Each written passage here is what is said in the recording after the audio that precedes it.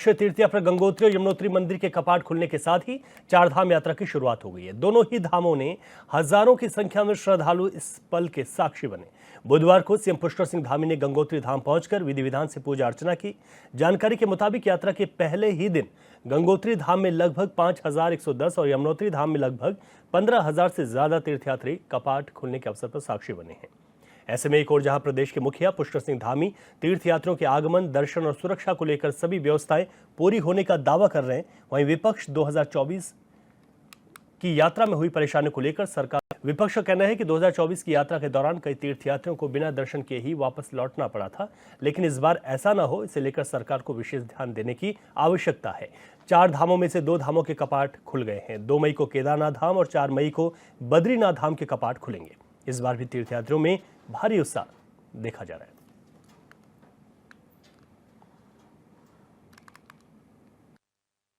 दर्शन और पूजन करने का मुझे भी सौभाग्य मिला है। मैं देश भर से आने वाले तीर्थयात्रियों को, श्रद्धालुओं को, सभी को मैं कहना चाहता हूँ कि पूरी तरह से हम चार धामों पर लोगों की आवभगत के लिए, उनके दर्शन पूजन के लिए सभी प्रकार की व्यवस्थाएं की गई हैं।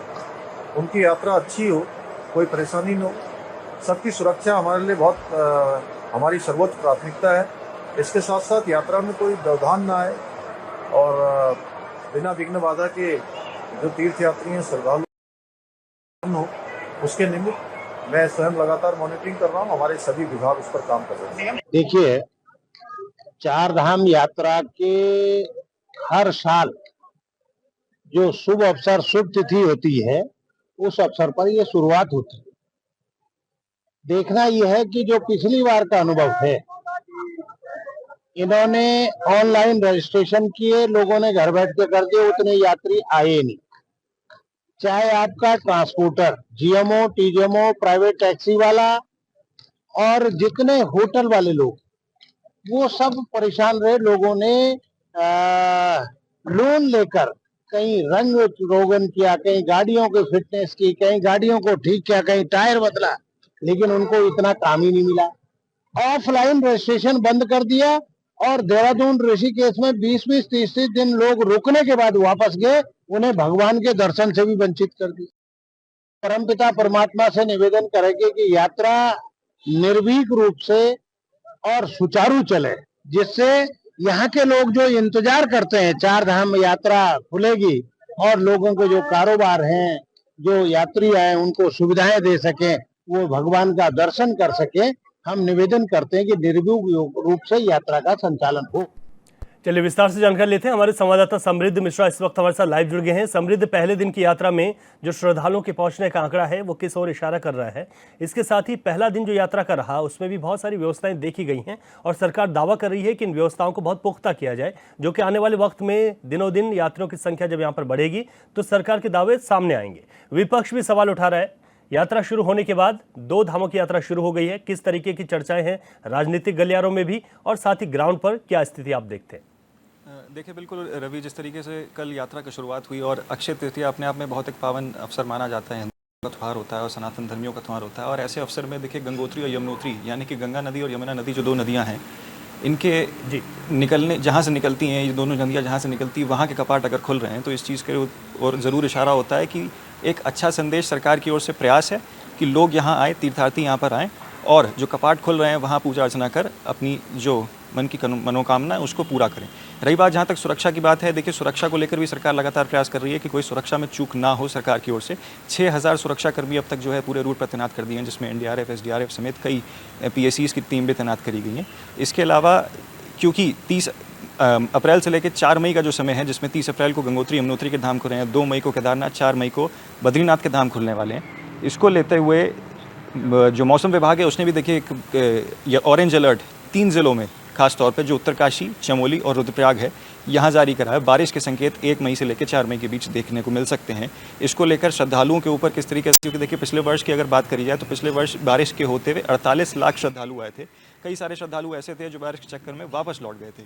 जो विपक्ष भी लगातार सवाल उठा रहा है कि सरकार की जिम्मेदारी है कि कोई भी श्रद्धालु बिना दर्शन किए वापस ना जाए।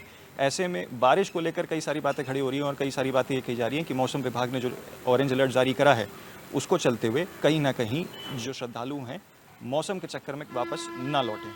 दूसरी चीज़ एक और इसमें गौर करने वाली ये है कि ऑरेंज अलर्ट जो जारी करा गया है उसमें पुख्ता इंतज़ाम इस चीज़ के करे गए हैं कि जो भी श्रद्धालु आए उसके रहने और खाने ठहरने की व्यवस्था में कोई दिक्कत ना हो। ऑनलाइन रजिस्ट्रेशन का आंकड़ा है और साथ ही साथ ऑफलाइन पंजीकरण केंद्र भी 24 घंटे अब खोल दिए गए हैं और इन दोनों का जो आंकड़ा इस वक्त सामने निकल कर आ रहा है। पिछली जो यात्रा थी हमने देखा कि 48 लाख के करीब श्रद्धालु चारों धाम में पहुंचे थे, हालांकि उससे पहले 54 लाख आंकड़ा था। पिछली बार कुछ आपदा की वजह से जिस मौसम की आप बात करें, इसी मौसम ने 1 महीने के करीब जो है यात्रा को प्रभावित किया था। तो ऐसे में जो ये आंकड़ा है इस बार, ये क्या कहता है, क्या पिछले रिकॉर्ड टूट सकते हैं इस बार? श्रद्धालुओं का जो उत्साह है, श्रद्धालुओं का यहाँ पर आने का जो सिलसिला शुरू हुआ है। बिल्कुल, देखिए पिछले बार के जो रिकॉर्ड्स हैं उनको तोड़ने की बात की जा रही है, क्योंकि देखिए 48 लाख जो पिछले बार के आंकड़े थे, अगर आंकड़ों की माने और एक्सपर्ट्स की माने तो 60 लाख श्रद्धालु इस वक्त जो है सीजन में आ सकते हैं। 60 लाख का आंकड़ा यानी कि तकरीबन 12 लाख श्रद्धालु ऑलरेडी पहले ऐसे हैं जो ज़्यादा आएंगे जैसा अनुमान लगाया जा रहा है। और फिलहाल की मौजूदा वक्त की अगर स्थिति को देखा जाए तो तकरीबन 22 लाख लोगों ने अब तक पंजीकरण अपने करा लिए हैं। ऑनलाइन पंजीकरण के साथ साथ ऑफलाइन 2 बड़े शहर हरिद्वार और ऋषिकेश में भी ऑफलाइन सेंटर्स जो हैं उसको खड़ा कर लिया गया है सरकार की ओर से, ताकि ऑफलाइन रजिस्ट्रेशन में भी किसी तरीके की समस्या जो यहाँ श्रद्धालु आ रहे हैं उनको ना सहनी पड़े। ठीक है समृद्ध, आपने बताया कि ऑफलाइन और ऑनलाइन दोनों रजिस्ट्रेशन की प्रक्रियाएं शुरू हैं ताकि किसी तरह की कोई दिक्कतें ना हो यहाँ पर। और मौसम का जिस तरीके से पूर्वानुमान जारी हुआ है तो वहाँ पर ज़रूर पैदा कर सकता है। ऐसे में श्रद्धालुओं से भी अपील की है सरकार ने भी कि आगे का क्या मौसम रहेगा इसकी वो जानकारी लें और उसके बाद ही यात्रा में आगे बढ़ें। अब शुरुआती दौर में जो खासतौर पर मौसम की बात करें तो लैंडस्लाइड की दिक्कतें हैं, बहुत सारे जो ब्लैक स्पॉट हैं उनको चिन्हित किया गया है और इसके अलावा बहुत सारी ऐसी हैं जहाँ पर जो सड़कों की अगर बात की जाए तो जाम की समस्या भी देखने को मिल रही है। इसको लेकर क्या इंतजाम आप देखते हैं और जो पहला दिन रहा यात्रा का उसमें ये समस्याएं क्या देखी गई धरातल पर और इसके निदान के लिए क्या इस बार कुछ विशेष प्रयास सरकार की ओर से?